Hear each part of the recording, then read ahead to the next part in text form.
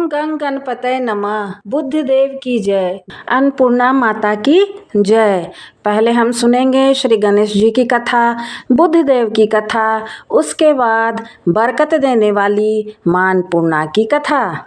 जय श्री गणेश। हिंदू धार्मिक मान्यताओं के अनुसार सप्ताह के 7 दिन अलग अलग देवी देवताओं को समर्पित होते हैं। फिर उन्हीं के अनुसार पूजा और आराधना की जाती है। बुधवार का दिन सभी देवी देवताओं में सबसे पहले पूजे जाने वाले भगवान गणेश जी को समर्पित है। बुधवार के दिन उपवास रखने का विशेष महत्व बताया गया है, क्योंकि बुधवार के देवता भगवान गणेश बुद्धि के देवता हैं। ऐसे में बुधवार के दिन व्रत रखने पर जीवन में सुख समृद्धि आती है।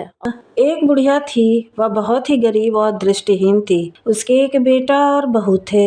वह बुढ़िया सदैव गणेश जी की पूजा किया करती थी। एक दिन गणेश जी प्रकट होकर उस बुढ़िया से बोले, हे बुढ़िया माई, तू जो चाहे मांग ले।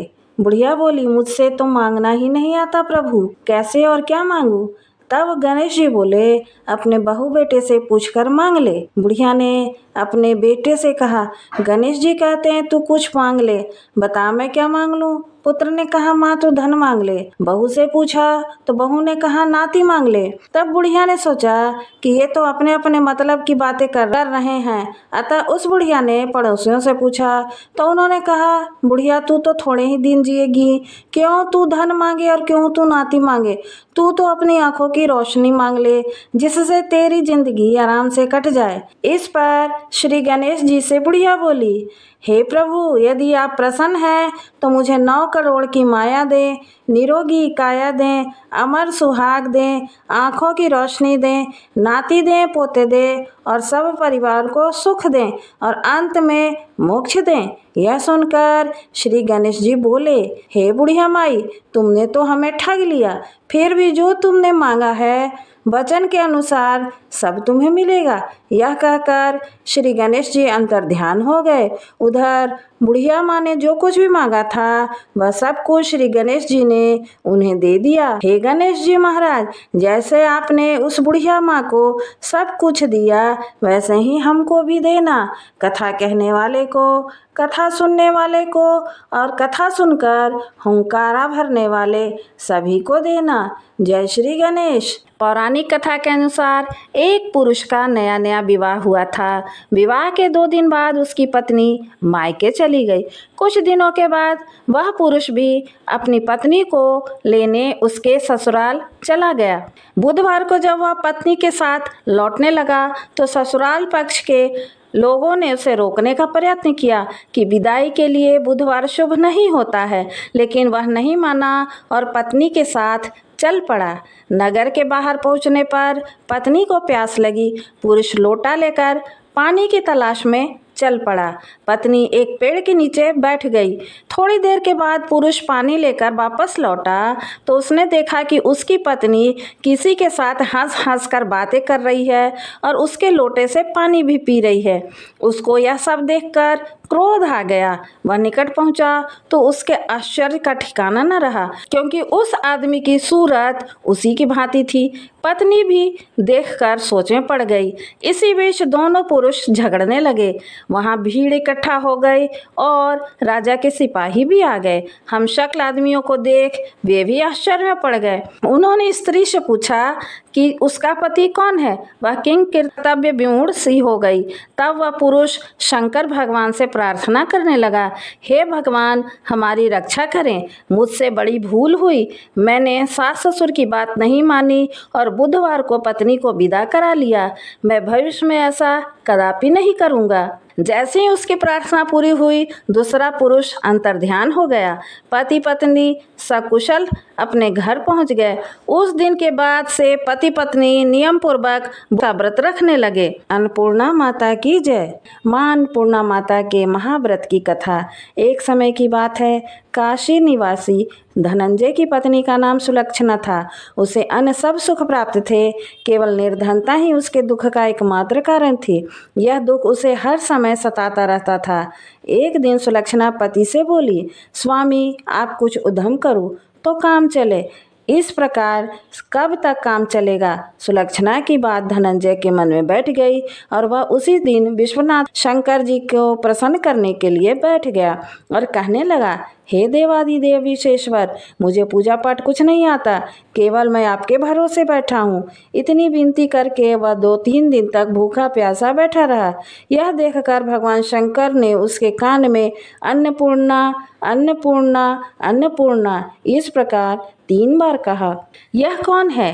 क्या कह गया? इसी सोच में धनंजय पड़ गया कि मंदिर से आते ब्राह्मणों को देखकर पूछने लगा, पंडित जी, अन्नपूर्णा कौन है? ब्राह्मणों ने कहा, तू अन्न छोड़ बैठा है सो तुझे अन्न की ही बात सूझती है। जा घर जाकर अन्न ग्रहण कर। धनंजय घर गया, स्त्री को सारी बात कही। वह बोली, हे नाथ, चिंता मत करो, स्वयं शंकर जी ने यह मंत्र दिया है। वे स्वयं खुलासा करेंगे कि आप फिर जाकर उनकी आराधना करो। धनंजय फिर जैसा का तैसा पूजा में बैठ गया। रात्रि में शंकर जी ने आज्ञा दी और कहा, तू पूर्व दिशा में चला जा। वह अन्नपूर्णा का नाम जपता जाता और रास्ते में फल खाता, झरनों का पानी पीता जाता। इस प्रकार कितने ही दिनों तक चलता गया। वहां उसे चांदी सी चमकती वन की शोभा देखने में आई। सुंदर सरोवर देखने में या उसके किनारे किनारे की अप्सराएं झुंड बना के बैठी थीं। एक कथा सुनती तो सब मिलकर माँ अन्नपूर्णा इस प्रकार बार बार कहती थी। यह अगहन मास की उजेली रात्रि थी और आज से ही व्रत का आरंभ था। जिस शब्द की खोज करने वह निकला था वह उसे वहां सुनने को मिला। धनंजय ने उनके पास जाकर पूछा, हे देवियों, आप यह क्या करती हो? हम सब माँ अन्नपूर्णा का व्रत करती हैं। धनंजय ने पूछा, व्रत पूजा करने से क्या होता है? यह किसी ने किया भी है? इसे कब किया जाए? कैसा व्रत है और इसकी विधि क्या है? मुझसे भी विस्तार से बताओ। वे कहने लगी, इस व्रत को कोई भी कर सकता है। 21 दिन तक के लिए 21 कांट का सूत लेना चाहिए। 21 दिन यदि न बने तो 1 दिन का उपवास करें। यह भी न बने तो केवल कथा सुनकर प्रसाद लें। निराहार रहकर कथा कहें। कथा सुनने वाला कोई न मिले तो पीपल के पत्तों को रखकर सुपारी या घृत कुमारी वृक्ष को के सामने दीपक को साक्षी कर सूर्य, गाय, तुलसी या महादेव को बिना कथा सुनाए मुख में दाना न डाले। यदि भूल से कुछ पड़ जाए तो 1 दिवस फिर उपवास करे। व्रत के दिन क्रोध न करे और झूठ न बोले। धनंजय बोला, इस व्रत को करने से क्या होगा? वे कहने लगी, इसके करने से अंधों को नेत्र मिले, लूलों को हाथ मिले, निर्धनों को घर धन आए, बांझ को संतान मिले, मूर्ख को विद्या आए। जो इस प्रकार कामना से व्रत करे माँ उसकी इच्छा पूरी करती हैं। वह कहने लगा, बहनों, मेरे पास भी धन नहीं है, विद्या नहीं है, कुछ भी तो नहीं है। मैं तो दुखिया ब्राह्मण हूँ। मुझे इस व्रत की सूत दोगी? हाँ भाई, तेरा कल्याण हो, हम तुम्हें अवश्य देंगी। ले, इस व्रत का मंगल सूत्र ले। धनंजय ने व्रत किया। व्रत पूरा हुआ तभी सरोवर में से 21 खंड की स्वर्ण सीढ़ी हीरा मोती जड़ी हुई प्रकट हुई। धनंजय जैनपूर्णा कहता जाता। इस प्रकार कितनी ही सीढ़ियां उतर गया तो क्या देखता है कि करोड़ों सूर्य के प्रकाशमान अन्नपूर्णा का मंदिर है। उनके सामने स्वर्ण सिंहासन पर माता अन्नपूर्णा विराजमान है। सामने भिक्षा हेतु शंकर भगवान खड़े हैं। देवांगनाएं चंवर डुलाती हैं। कितनी ही हथियार बांधे पहरा देती हैं। धनंजय दौड़कर जगदम्बा के चरणों में गिर गया। देवी उसके मन का कलेश जान गई। धनंजय कहने लगा, माता, आप तो अंतर्यामी हो, आपको अपनी दशा क्या बताऊं? माता बोली, मेरा व्रत किया है, जा, संसार तेरा सत्कार करेगा। माता ने धनंजय की जिह्वा पर बीज मंत्र लिख दिया। अब तो उसके रोम रोम में विद्या प्रकट हो गई। इतने में क्या देखता है कि वह काशी विश्वनाथ के मंदिर में खड़ा है। माँ का वरदान ले धनंजय घर आया। सुलक्षणा से सब बात कही। माता जी की कृपा से उसके घर में संपत्ति उमड़ने लगी। छोटा सा घर बहुत बड़ा गिना जाने लगा। जैसे शहद के छत्ते में मक्खियां जमा होती हैं, उसी प्रकार उसके सगी संबंधी आकर उसकी बड़ाई करने लगे। कहने लगे, इतना धन और इतना बड़ा घर, संतान नहीं है तो इस कमाई को कौन भोगेगा? सुलक्षणा से संतान नहीं है इसलिए तुम दूसरा विवाह करो। अनिच्छा होते हुए भी धनंजय ने दूसरा विवाह करना पड़ा और सती सुलक्षणा को सौत का दुख उठाना पड़ा। इस प्रकार दिन बीतते गए। फिर अगहन मास आया। नए बंधन में बंधे पति से सुलक्षणा ने कहलाया कि हम व्रत के प्रभाव से सुखी हुए हैं, इस प्रकार यह व्रत छोड़ना नहीं चाहिए। यह माता जी का प्रताप है जो हम इतने संपन्न सुखी हैं। सुलक्षणा की बात सुनकर धनंजय उसके यहाँ आया और व्रत में बैठ गया।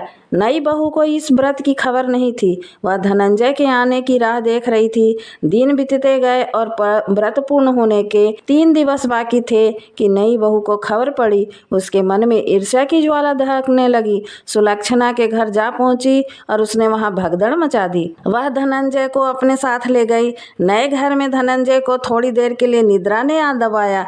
इसी समय नई बहू ने उसका व्रत का सूत तोड़कर आग में फेंक दिया। अब तो माता जी का कोप जाग गया।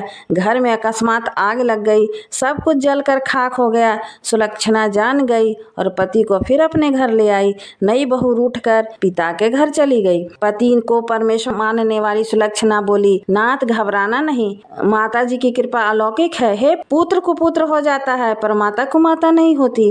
अब आप श्रद्धा और भक्ति से आराधना शुरू करो, वे हमारा कल्याण जरूर करेंगी। धनंजय फिर माता के पीछे पड़ गया।